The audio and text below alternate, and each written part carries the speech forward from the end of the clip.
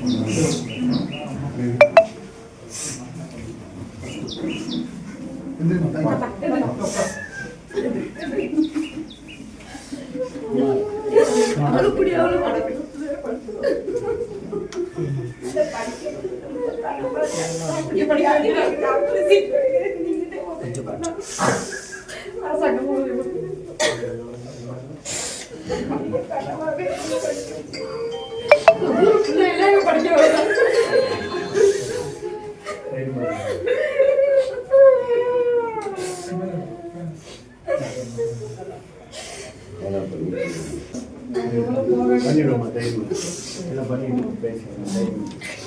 பிள்ளைங்களுக்கும் பாதுகாப்பு வேணும். என் பிள்ளைங்களுடைய எழுந்தாலும் என் பிள்ளைங்களுடைய படிப்பே கேள்விக்குறியில் நிற்கிறது.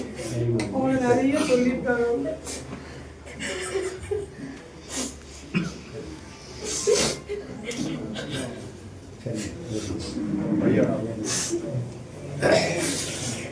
அனைத்து இந்திய அண்ணா திராவிட முன்னேற்ற கழகத்துடைய ஒன்றிய சிறுபான்மை பிரிவு செயலாளராக தொடர்ந்து நீண்ட நெடிய காலம் இயக்கத்தில் பணியாற்றி கொண்டிருந்தவர்.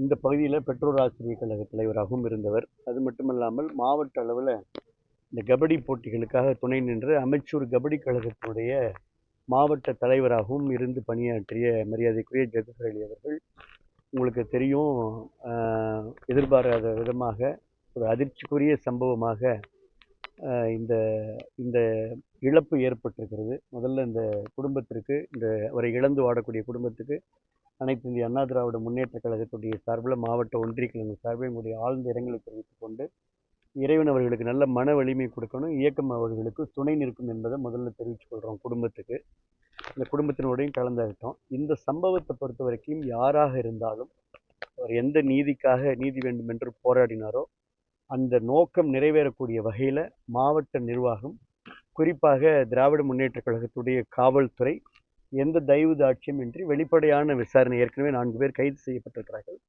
வெளிப்படையாக ரூட் காஸ் உட்பட யாரெல்லாம் இந்த சம்பவத்தில் தொடர்பு, நேரடி தொடர்பு, மறைமுக தொடர்பு என யாரெல்லாம் இந்த சம்பவத்தில் தொடர்பு பெற்றிருக்கிறார்களோ அவர்கள் சட்டத்தின் முன் நிறுத்தி மிக கடுமையான நடவடிக்கையை எடுத்து நீதியை வழங்க வேண்டும் என்பதை அனைத்து இந்திய அண்ணா திராவிட முன்னேற்ற கழகத்துடைய சார்பாக கோரிக்கையாக வலியுறுத்த கடமைப்பட்டிருக்கிறோம். நீங்கள் கேட்டது போல இந்த குடும்பத்திற்கு, இன்றைக்கு பாதிக்கப்பட்ட இந்த குடும்பத்திற்கு அரசு துணை நிற்க வேண்டும், உதவ வேண்டும். அது மட்டுமல்லாமல் காவல்துறை தக்க பாதுகாப்பையும் வழங்க வேண்டும் என்று நான் கேட்டுக்கொள்கிறேன். முதலமைச்சர் அறிக்கை கொடுத்திருந்தாரு, அதுக்கு சட்டத்துறை அமைச்சர் பேசும்போது சொல்லியிருக்காரு, இது நாங்கள் கைது பண்ணிட்டோம், அது முன்னாள் முதலமைச்சருக்கு கூட தெரியாதான்னு கேட்குறாரு. இல்லை, 4 பேரை கைது பண்ணிக்கிறாங்க. இருந்தாலும் கைது பண்ணாலும் கூட இந்த சம்பவத்தில் தான் நான் உங்கள்கிட்ட ஏற்கனவே சொன்னது போல பாதிக்கப்பட்ட ஒரு குடும்பத்தின் சார்பில் மனு அளிக்குது, நம்ம பெட்டிஷன் கொடுக்கப்பட்டிருக்கிறது. அதை பெட்டிஷனை காவல்துறை எஃப்ஐஆர் போட்டுக்கிறாங்க. 4 பேர் கைது செய்யப்பட்டுக்கிறாங்க. அதனால் இந்த சம்பவத்தில் நேரடியாக மறைமுகமாக யாரெல்லாம் தொடர்பு படுத்தப்பட்டிருக்கிறார்களோ அல்லது தொடர்பில் இருக்கிறார்களோ அவர்கள் மீது உரிய நடவடிக்கை எடுக்க வேண்டும் என்று இன்னைக்கு பொதுச் செயலாளர் சொல்லுகிறார். அதனால் ஒரு எதிர்க்கட்சி தலைவர் அவர் மிக சரியான கருத்தை சொல்லுகிறார். அதை ஏற்று அந்த கருத்துக்கு சரியாக விளக்கம் சொல்லணும், நடவடிக்கை எடுக்கணும். அந்த நடவடிக்கை எடுத்தோன்ற சொல்லணும், சட்டத்தின் முன் நிறுத்தணும், நீ தண்டனை வழங்கி தரணுன்றதான் அதிமுகவுடைய கோரிக்கை. நீங்கள் தான் சொல்லணும். அதிமுக தான் நான் சொன்னேன். அனைத்து இந்திய அண்ணா, அவர் அதிமுகவை சார்ந்தவர், கவுன்சிலராக இருந்திருக்காரு, இந்த பகுதியுடைய பெற்றோர் ஆசிரியர் கழக தலைவராக இருந்திருக்காரு. இப்போ எல்லா கட்சிக்கும் பொதுவான விளையாட்டு போட்டியான கபடி போட்டியில் அமைச்சர் கபடி கழகத்துடைய மாவட்ட தலைவராக இருந்திருக்கிறாரு. அன்றைக்கு முழுமையாக நம்ம இந்த பகுதியுடைய முன்னாள் சட்டமன்ற உறுப்பினர் வைரமுத்து அவர்கள், இதை ஊராட்சி ஒன்றிய பெருந்தலைவருடைய மரியாதைக்குரிய ஒன்றிய செயலாளர் ராமு அவர்கள், இவங்கெல்லாம் அன்றைக்கி முழுமையாக இருந்து தான் காவல்துறையிட்ட அவங்க இருந்து கடைசி வரைக்கும் இந்த குடும்பத்திற்கு அவர்கள் துணை நின்று, அவருடைய அந்த போராட்டத்திற்கு துணை நின்று வழக்கு பதிய வைத்து, அதுக்கப்புறம் வழக்கு பதிஞ்சதுக்கப்புறம் தான் அவங்க இந்த உடல்லாம் வாங்கியிருக்கிறாங்க. அதனால் முழுமையாக அவங்க நின்று களத்தில் நின்று அதிமுக போராடி இருக்கிறது. அரசு துணை நிற்கணும், யாராக இருந்தாலும் தண்டிக்கப்படணுன்றது தான் அதிமுகவுடைய, அது உங்களுக்கு தெரியும்.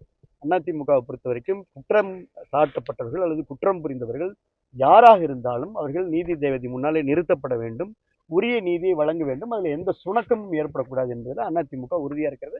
அதை தான் எதிர்க்கட்சி தலைவர் அண்ணன் எடப்பாடியார் அழுத்தமாக வலியுறுத்தியிருக்கிறார். நன்றி.